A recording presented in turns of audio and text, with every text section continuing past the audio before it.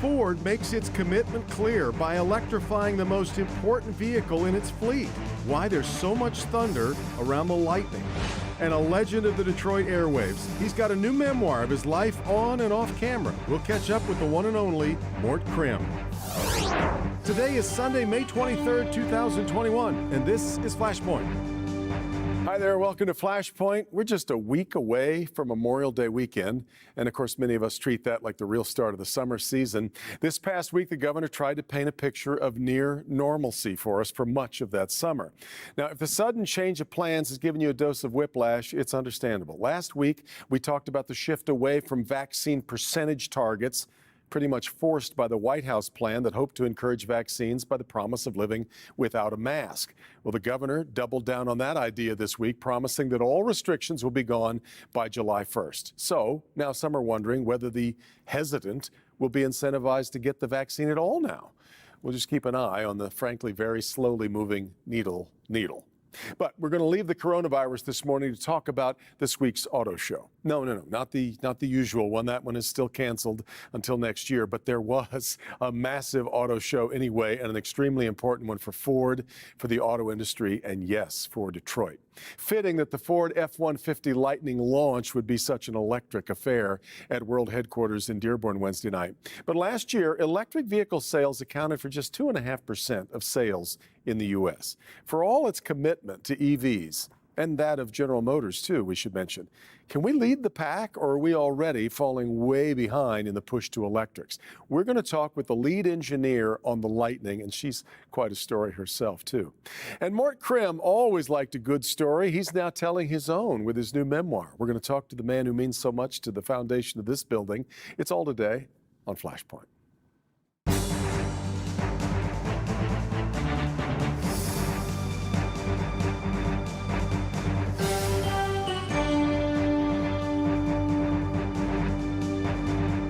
Well, if you saw the big reveal of the Ford F-150 Lightning the other night, you saw the chief engineer on the project taking center stage, talking about this very anticipated and terribly important vehicle.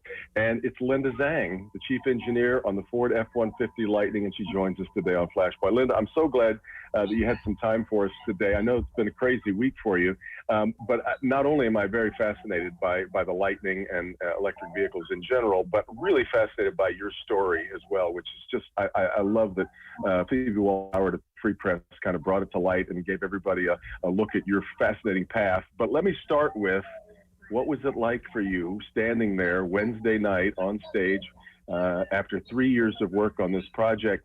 Were you nervous?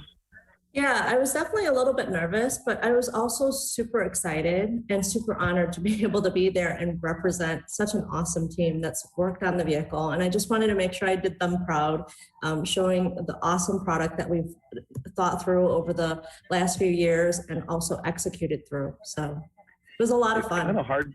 Well, I'm sure it was, but it's kind of hard to prepare for a moment like that. There's really no rehearsing the intensity of, okay, now we're live and people are watching all over the world.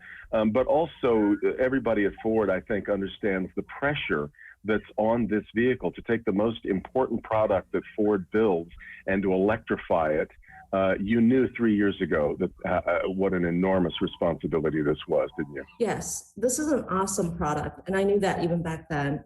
And I knew that we were going to be fighting some skepticism as we work through that EV can be tough. And then also the fact that, there's so much awesome technology with electrification. So we wanted to make sure that we took all that know-how that we have on trucks, and we wanted to take all that new technology that we had and really marry them together to get to this truck of the future in a way that our customers can use still to make sure that they get their jobs done, that reliability and durability that Built Ford Tough is a brand for. And then also taking the electrification and what we can deliver with that between the awesome performance, the new spaces like Mega Power Frunk, and then just the power functionality of being able to draw and leverage that power from the battery to provide that for our customers, whether it's on the go or at home for backup for power outages. So that was an extraordinary part of the announcement that I don't think a lot of people were expecting. I want to talk to you about that in more detail in just a minute. But before we get to that, Bob Lutz,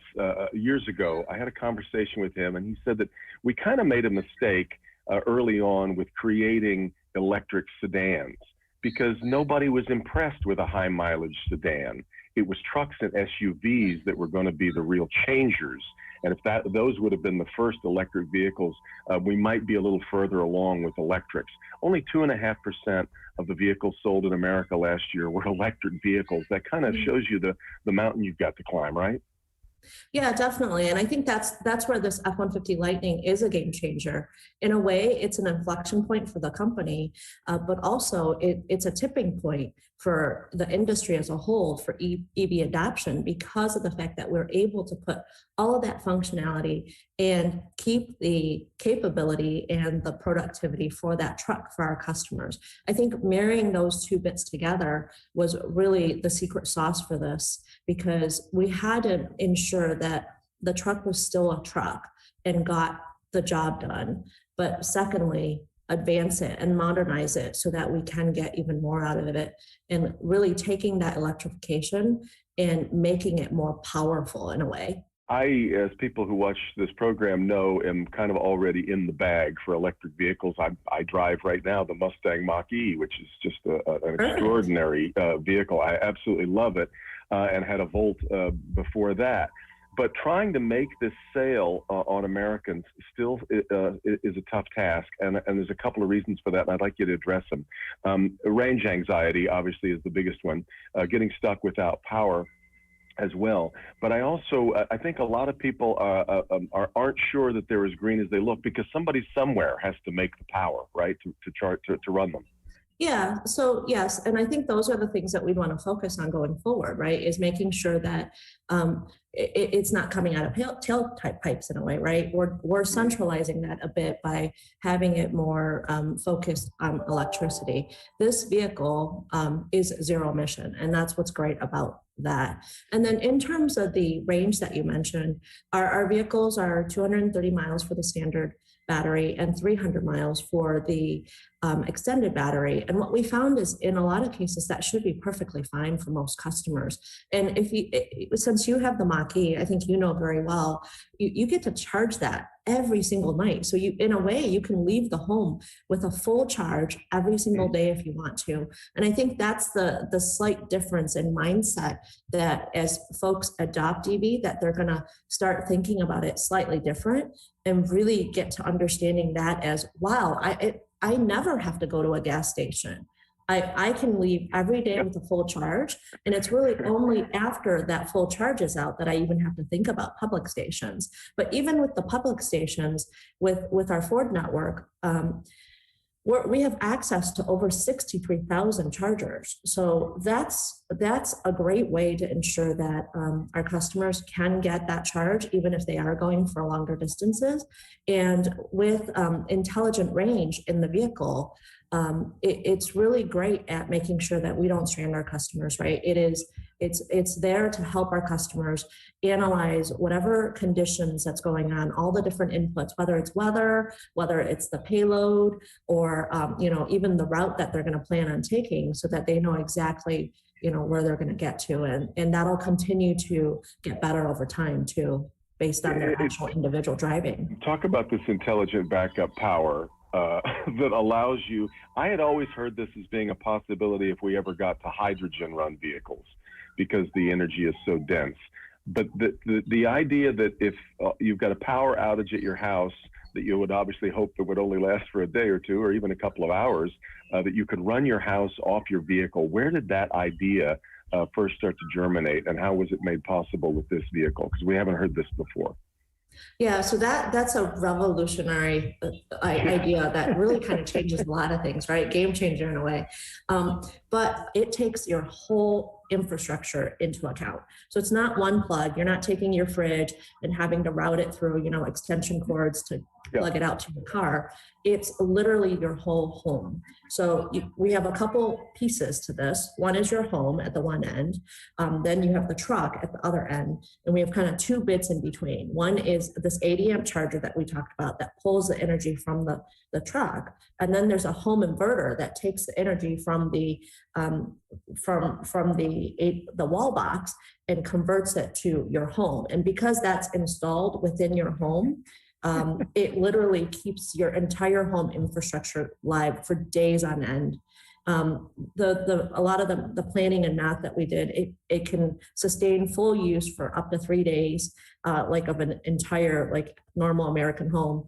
And then if the customer is willing to ration, like, you know, in Texas or somewhere else where you're just really not sure what you're going to get, if you ration your power a bit and just the critical ones like fridge and electricity for like power, lights and all that, you know, you can keep the house running for up to 10 days. Lastly, I want to talk to you a little bit about your own story. Phoebe did a great job of kind of introducing the way that you came to America, not speaking a scrap of English other than what you learned on the plane on the way when you were 8 years old. Phoebe's wonderful. She makes me sound interesting. Oh, it was. Well, I think she nailed it, though. It is absolutely fascinating to get here as a. I mean, you're a classic American immigrant story, and to end up working in the plant, to now have this vehicle coming out of the plant where your father worked, the Rouge plant, which is such a classically Ford story as well. But this is we not only see you as a woman engineer, which we certainly need more examples for young girls to see in the auto industry, but we also see you as an Asian American at a time when we're watching anti-Asian violence across the country breaking out. I'm wondering how, I know your family was there the other night. This had to be an awfully proud moment for you and for them. Yes, it was definitely a very proud moment for me and my family. My parents were both just so excited, and they're so wonderful. They've done so much to make sure that me and my brother had a really good education and that we were able to kind of build that American dream here in the US. So really, really love them, and huge shout out to my parents. But also a huge shout out to my team, right? I had the honor to be able to represent a lot of really wonderful people that work at Ford, that are part of our supply base, that, you know, even a lot of our management that's been so supportive of this product and all the things that we've, you know, worked through to get there. Because there were a lot of challenges, but we got so much help from everyone. So just, I feel so blessed to be able to represent folks and to, you know, really take all of the different points of views and help put it in this product for our customers. So thank you. Yours is an amazing story. And of course, whatever happens here with the Ford F-150 Lightning is going to be an amazing and important story. Only 20,000 reservations to buy the thing in the 24 hours after you all made the announcement. So an awful lot of attention on it. And I'm so glad that you were a part of it and that you were a part of the program today. Really good to talk to you, Linda. Thanks so much for the time. Thank you so much for having me, Devin. You bet. Linda Zhang, the chief engineer on the Ford F-150. We come back, we'll talk with the one and only Mort Krim. This is Flashpoint on Local 4.